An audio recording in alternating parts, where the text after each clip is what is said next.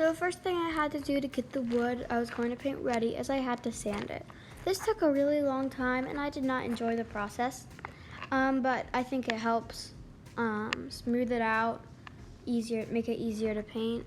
So I'm rounding the edges a little, so next making thing them a little I less sharp. went ahead and did is I covered it in some Smoothing sealer out to make it easier to paint, so that the paint would not soak the edges into when the I do wood this, just when because I did don't paint feel it. like it. And this took about 3.5 hours to dry. And then once you do that, it will just make it a whole lot easier to paint. So this is how the wood looks after all the sanding and the sealer. And you can see the color difference on the edge a little, where some primer spilled over the edge. And so it looks really nice like this. So this is just showing me put on a white base coat. I'm going to be quiet so you guys can listen to the music and enjoy.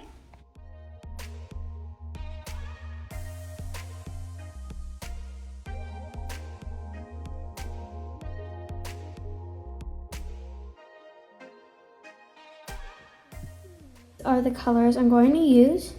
I'm going to use this primary blue, Velvet Crush, Wild Iris, Barren Red, and Turquoise to make my sunset. And these are all Apple Barrel brands. So I'm going to put those in my very, very messy paint palette. So I'm going to mix my colors. I'm going to start off with the Wild Iris, and I'm going to put it in a place that doesn't already have paint, about that much. And then I'm going to go with my primary blue, and this one I'm actually going to mix with the Barren Red. So I'm going to put a little blue and a little Barren Red. And I'm just going to use the end of a really cheap paintbrush to mix this together.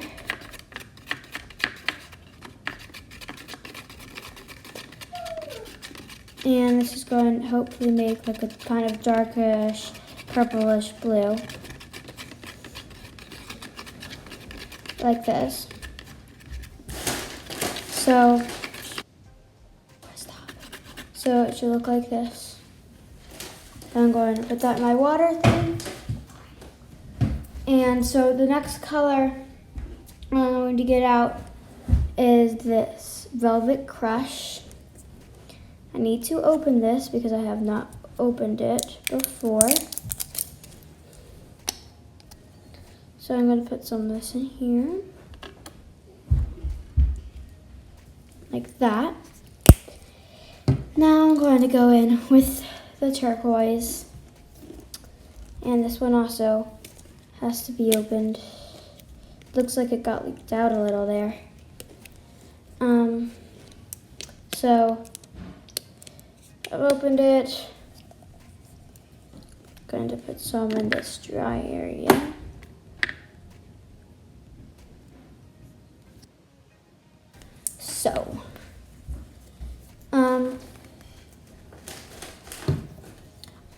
So these are the colors I'm going to use. These two, and then those two. So the first color, I'm going to start off with the Wild Iris. So I'm going to get a brush about this thick and get some Wild Iris on my paintbrush and just do some lines up. Make something about 1/2 inch to 1 inch thick on the top of this beautiful Wild Iris color. So should look like about this thick. Note, I realized I recorded this sideways, so I am actually painting the top of my wood, not the side, okay?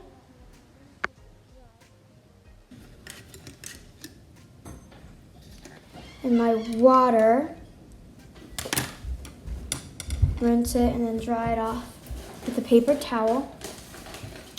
And now I'm going to go in with the beautiful Velvet Crush. So I got some on my brush. I'm going in right below that. And right now it doesn't have to I'll blend these two colors after I'm done painting this one. They're already pretty similar in color, so it won't be that hard to blend. So I'm going to make just this part just a little thicker than the first one.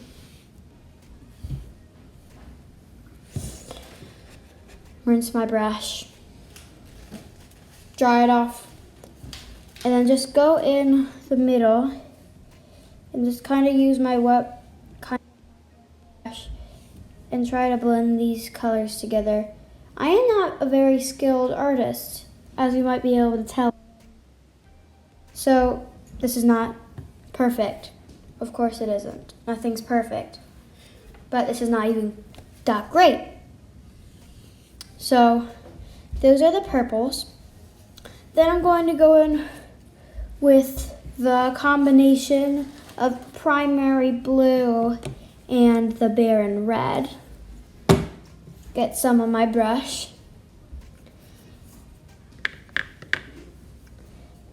And paint that below it. Now these two colors are pretty different, so I'm going to leave a white gap in between the two colors that I'm going to use later to blend.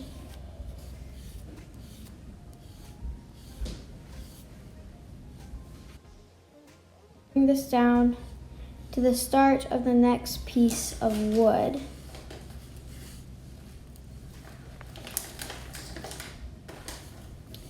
So, like so. So you can see that gap there later when we blend it. So again, I'm rinsing off my brush and drying it. I'm going in with the turquoise color. Again, you can see my hands are very messy. It's what you do when you try to paint when you're not a very skilled painter. And I'm going this time because these colors are similar enough that I think I'll be able to blend them, especially with the transition of when the two pieces of wood are. There need to be much blending. So, yeah.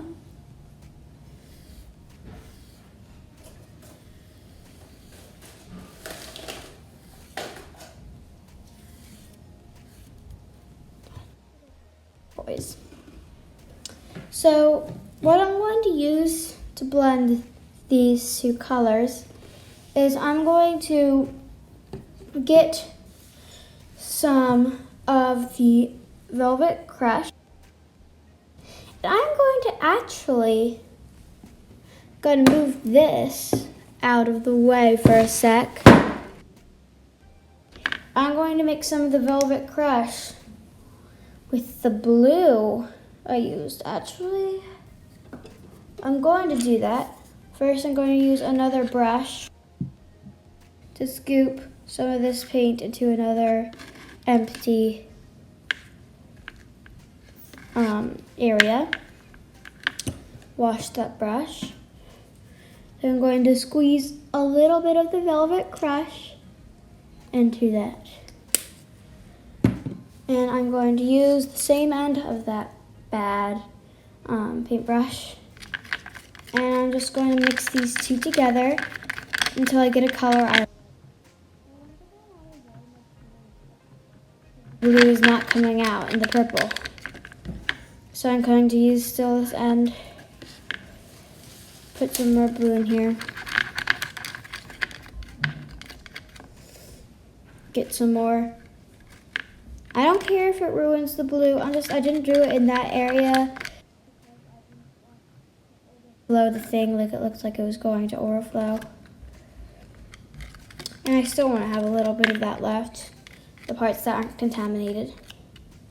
So I'm happy with this color.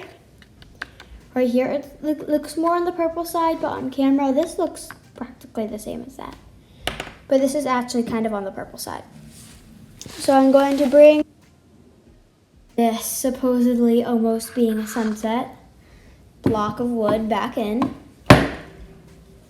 And I'm going to get some of that nice new mixture on a thinner brush. I'm going to get some of that color, and I'm just going to paint a line. You might be like, whoa, what a difference.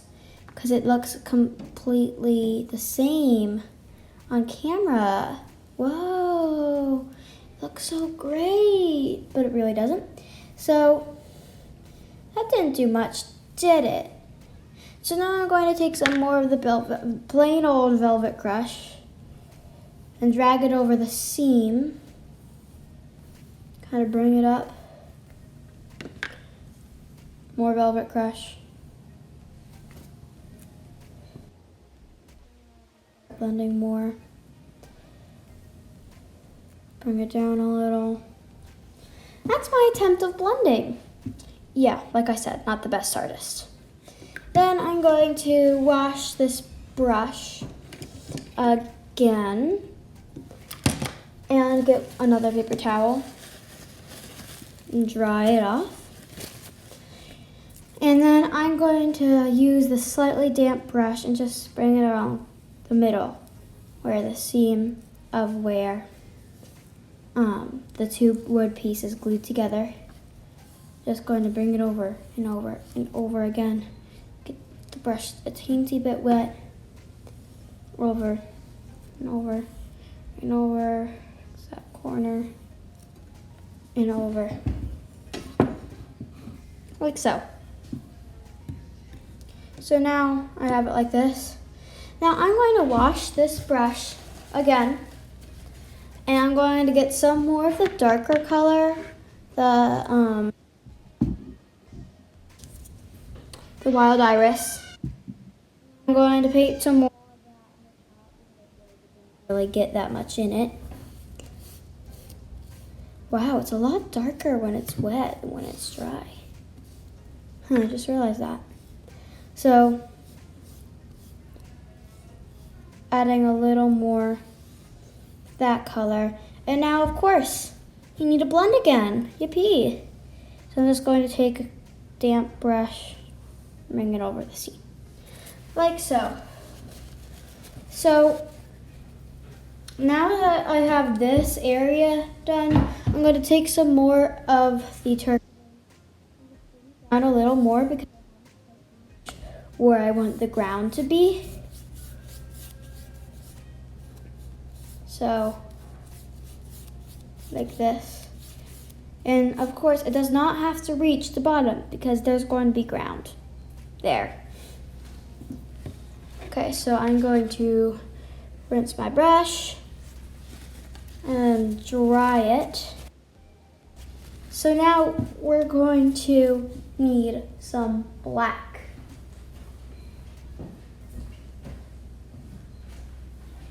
So first, we're going to do the moon. So I'm going to squeeze some white acrylic paint to my palette.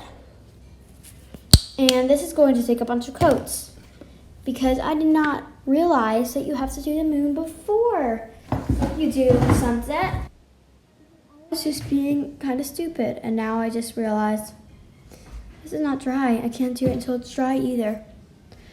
Okay, well, like I said again.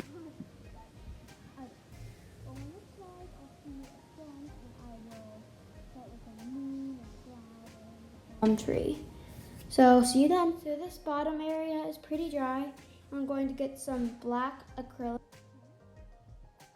Now I'm going to squish into one of my empty palette spaces. And I'm going to get a brush. I will choose this brush. It is a really thin brush. Going to get some of this black, and I'm going to start over the white. And this also might need a couple of layers.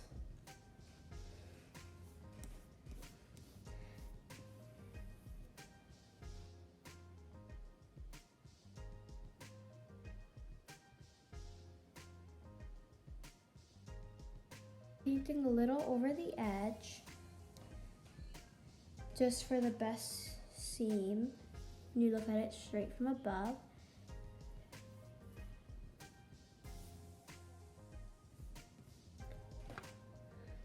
I'm just making the ground straight right now,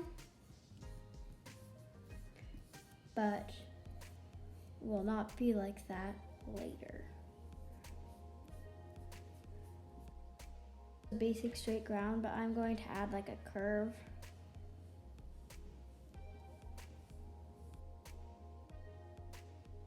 A little more realistic, even though I do not paint realistic at all. I'm gonna try to make the edges of the black a little smoother. Fresh paint.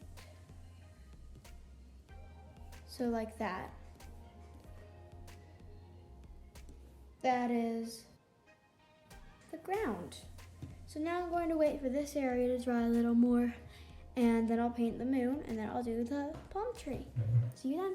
So I went ahead and did the moon because it took a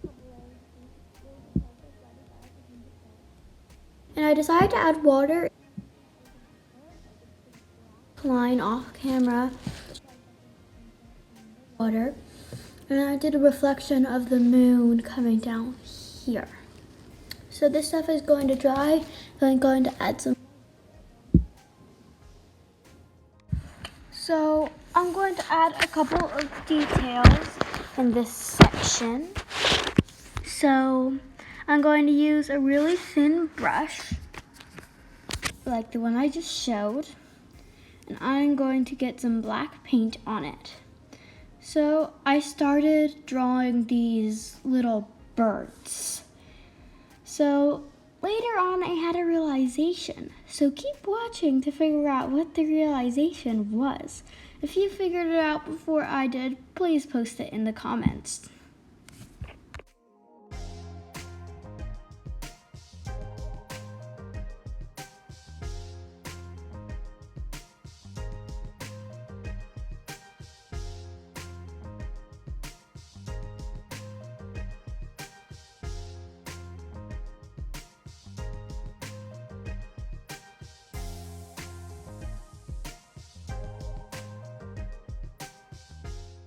So my realization was that my original plan was to have a palm tree exactly where I drew the birds.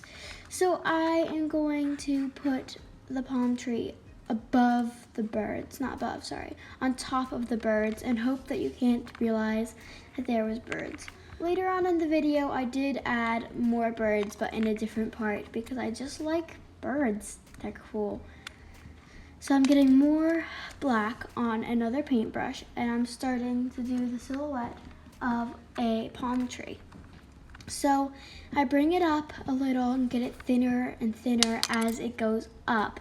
So because I had two pieces of wood glued together, I had to get in that crack a little to get the black paint to really be in there. So here I'm trying to do that. So, and then at the top of palm trees, there's like these big balls, not balls, but like a big thick area before it has the real palm leaves and stuff. So I tried my best to make a palm tree without looking at anything. So that's why this palm tree looks so bad. So I'm starting to add the normal branches of the palm leaves. And yes, they're very thick, but like I said, again for the millionth time, I'm not the best artist. It's starting to look like a spider. I know, but I couldn't help it. So I'm gonna keep on drawing these, and then I'm going to do the falling leaves part, and I'll see you then.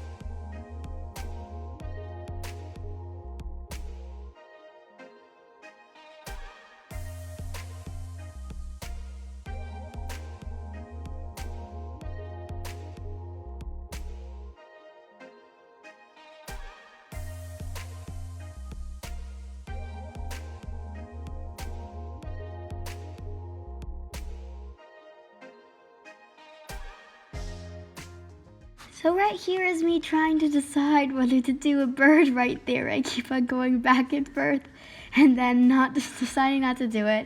In the end, I decided to do it on the other side and then come back to that side if I actually wanted to do a bird there.